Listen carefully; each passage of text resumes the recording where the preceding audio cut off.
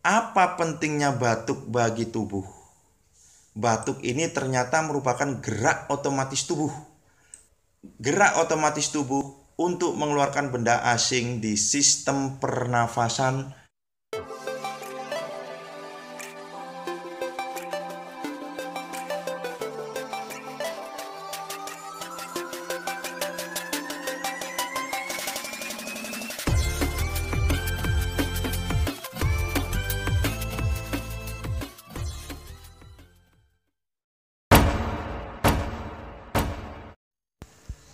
Assalamualaikum warahmatullahi wabarakatuh. Kali ini kita akan membahas tentang fungsi utama dari aktivitas batuk.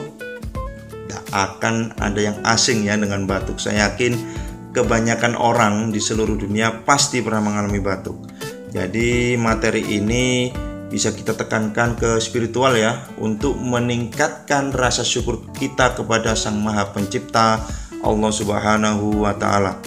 Bisa disampaikan di materi sistem pernafasan mata pelajaran biologi, atau kalau guru lain ingin menyampaikan pun boleh. Guru geografi menyampaikan ini boleh, guru matematika boleh.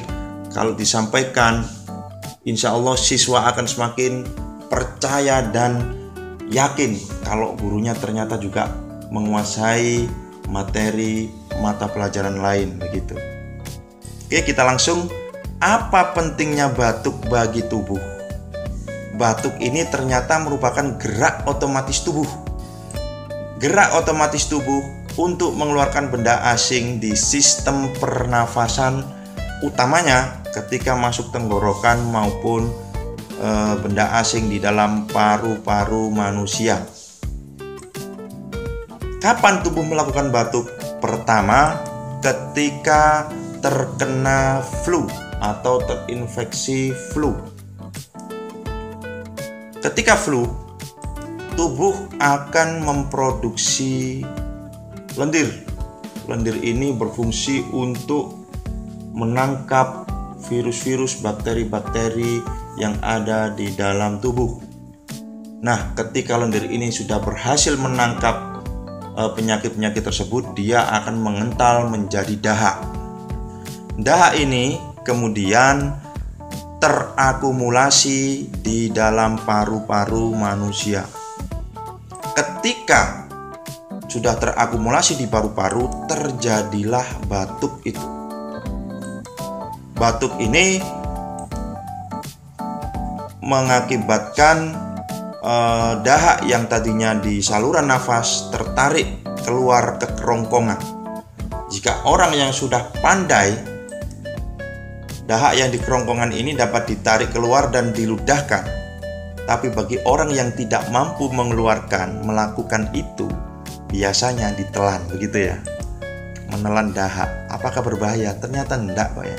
Enggak berbahaya. Karena ketika dahak ini tertelan, maka dia akan dipilah oleh sistem usus penyerapan kita, usus halus kita, dan dilanjutkan perjalanannya ke usus besar untuk dikeluarkan bersama kotoran atau feses kita.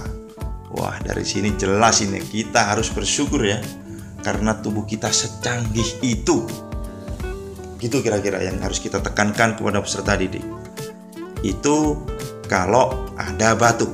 Seandainya batuk tidak pernah diciptakan atau manusia tidak dapat batuk, maka akumulasi dahak di paru-paru akan menjadikan tempat bakteri untuk hidup, sehingga terjadilah infeksi paru-paru.